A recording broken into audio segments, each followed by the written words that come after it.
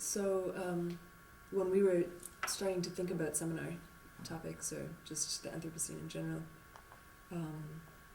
it was at the beginning of these waves of migration, and realizing that these waves of migration are also tied to climate and poverty and hunger and issues of soil and water and natural resources and how they're distributed and politically controlled. And we wanted to link this to Berlin, since this is where the campus is taking place. And I'm from an urban ecology background and also artistic background, and Elena is also an urban ecologist, and as an anthropologist, and Miriam as an interaction designer. So we're looking for examples in Berlin. And Berlin has a very special history of urban biodiversity and urban ecology. And we thought, well, okay, how can we connect these two things? So Anthropocene is kind of new shifts in population dynamics, and also different shifts in plant and biodiversity in the city. And actually it was Herbert who suggested, well, let's go back to the origins of urban ecology in Berlin and to past migrations, so looking at the Napoleonic Wars. And Chamizo came up. He was one of the first curators of the Berlin Botanical Museum, and he was also a fiction writer. And we sat together for a few nights and just read this wonderful history of Peter Schlemihl, and we realized, like, wow, that is an amazing text to address the Anthropocene. It has so many layers of symbolisms and really potent metaphors that we can work with tangibly. Things like shadows. Exactly. And this, like the magical boots, is like this kind of metaphor for mobility and what's gone wrong. So I say that, can I say something? Exactly this, I came in this process slightly later, so when the Chamizo story was already being chosen.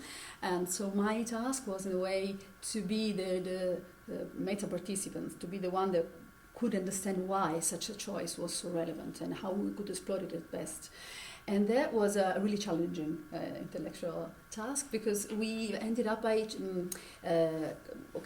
selecting some extracts, some short excerpts from the text, which were referring to very, very metaphorical concepts, four powerful metaphors, which are determining the course of the story. So according to Chamizo, they let Peter Schlemihl develop its narration, but at the same time they can be definitely taken out of the 1900s short story and being used as keys to read the present.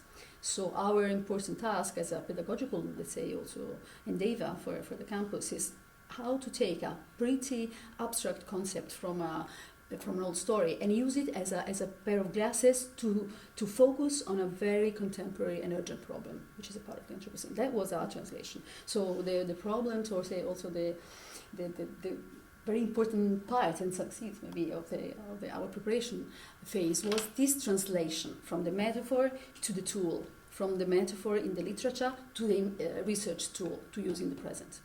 This has been and that's a good segue to sort of tools. So we're also thinking about methodologies coming from different backgrounds, and just the power of literature, which is often absent in this discourse. We hear a lot about the different narratives of the Anthropocene, but it's rare that we actually get to read a story, and have characters.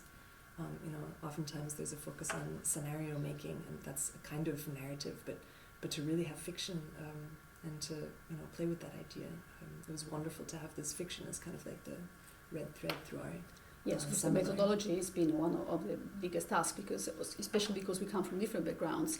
The main difficulty, which is anywhere in this campus anyway, is that of letting disciplines talk to each other, not because they don't want to talk or they don't have common topics, but because they are rooted in different methodologies. So the real big challenge is to let methodologies match and in a way merge in order to produce a new form of knowledge. So narrations appear to be as a powerful possible way out, because narrations they're inclusive. You can narrate some sort of data, you can narrate an image, you can narrate a story, and you can narrate, I don't know, we're going to go on tour tomorrow on our selected spot, which is Westhafen area here in Berlin, and produce narrations over that site. So the group of our participants will be asked to narrate a story, which is not a story and a narration literally meant, but as a connecting texture among different methodologies in order to merge different disciplines. Okay? So this is also an important thing. Of course, the very bottom line here was the technosphere, because the technosphere is the overarching concept connecting us all. So how do we deal with this technosphere? So I'd like to say one word about this, because I was given the task to connect the technosphere with Camisot, which was not an easy task. I would say my short sentence is that technosphere is about connectivity. There's no physical sphere, there's no material sphere, there's nothing spherical in a shape around here, right? What is there are a set of heterogeneous networks. Some are material ones, some are very immaterial, which are covering the Earth at the same time. So technosphere is this result of superposed networks of different types, really heterogeneous consistency. So our task is to let these shields, these spherical metal shields, be connected to each other. This is the technosphere. How do we tailor? How do we link? How do we let these interfaces speak to each other? And this is again a problem of methodology. And so Chamisot's character is using this idea of connectivity, mobility, and linking it back to a very romantic concept of wanderlust. Exactly what I was about to say. Which also involves a sense of agency. So this desire to wander, and oftentimes that sense of agency is lost in the Anthropocene. And connectivity implies a lot of exchange of information. So you just don't connect physically, but you connect by exchanging information. Mm-hmm. And what did Camisot do in Berlin? He was showing the biodiversity of the world in the Berliner's Botanical Garden. So he was really in charge of letting connections of information being spread among the Berliners of his time. So he was a hub, in a way, yeah? If we should shift his role in the contemporary. So Berliner was experiencing the variety of the times thanks to somebody which was already acting as a technospherical actor. Because Peter Schlemmis was a technospherical actor, really traveling, really collecting, really displaying, which is exactly what happens today with the networks, with the super airlines connections, with the pipelines, map of the world we're going to show, because they are incredibly overlapping each other. They reproduce the same patterns. Then also getting back to this idea of agency and lack of agency is very closely tied to identity. And so the main character of the story we've examined and used as our kind of metaphor for examining the technosphere is this Peter Schlemihl, the shadowless man. So we want to just use the shadow as also kind of a metaphor. So looking for shadows, like what, where have we sold our own shadows? Where have we lost our shadows? Where, things like the dark net or, obviously the downfall of capitalism and the power structure. So these are shadows that we have to encounter, and it's important to have a human face on that. Exactly. I'd like to really stick with this for explaining a bit of the special part of our seminar, which is our external tour to Westhafen here in Berlin. Apart the fact that, of course, I'm not a Berliner, and I was surprised on how many Berliners didn't know that there was an important port in Berlin. So I thought, well, this is a good choice to bring a bunch of students there. But the thing is that Westhafen is a place of powerful old infrastructures or technological infrastructures. What you see there now is the remains of a large port, or there would be the promise of a large port, which for political reasons in Europe and in Germany in particular, which we are not going to investigate now, didn't develop. It was like always ready to start the race and never starting it. Yeah. So there are shadows of technologies there, shadows of potentials of development, shadows of big